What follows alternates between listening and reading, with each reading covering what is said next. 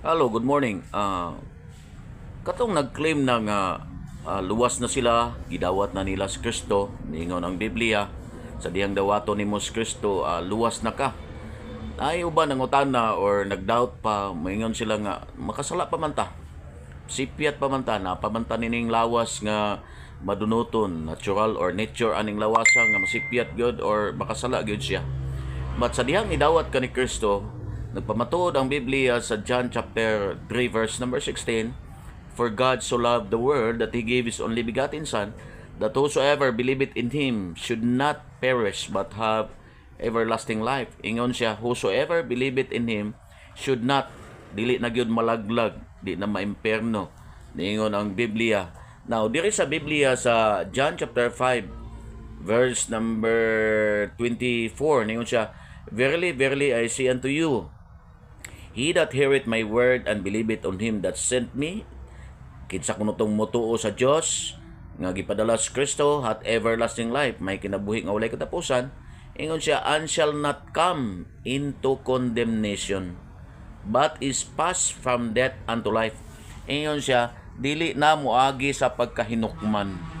Ingon ang Biblia, kung dili nakalatas siya gikan sa kamatayon or padung sa kamatayon, kalatas siya ngadto sa kinabuhi. Gikan sa kamatayon ngadto sa kinabuhi. So at the time nga nidawat ka ni Kristo, nagsaad gyud ang Biblia nga dili nakahukman. Do ang atong mga binuhatan hukman sa Ginoo kung angayan ba kamo dawat og reward. Ningon ang Biblia sa 1 Corinthians chapter 3 nga ipaagi ang imong binuhatan di askalayo, at the time masunog wala kay madawat, pero di masunog na kay madawat, pero ikaw luwas gid ka, safety gyud ang imong kalag. Pero at the time nga nidawat ka ni Kristo, nagsaad gyud ang Biblia, ang pamatuod gyud ang Biblia, ingon gyud ang Ginoo nga di na gyud ka maimperno. Ingon ang Biblia, never. Ug niingon po diri sa John chapter 5 verse number 24 nga dili na ka moadto or moagi sa pagkay di na ka hukman, dili na hukman ang imong kalag ngadto sa kamatayon, kung di, ingon siya, nakalatas na ka gikan sa kamatayon ngadto sa kinabuhi.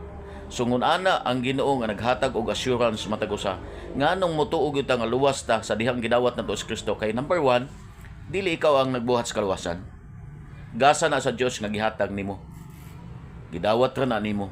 Kinsay nagbuhat ana? Si Kristo dito sa cross.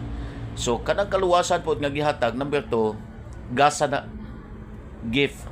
So gihatag na ang kaluwasan sa imo as gasa, ingon ang Ephesians. Ingon ang Biblia nga ang kaluwasan gasa, gift of God is eternal life.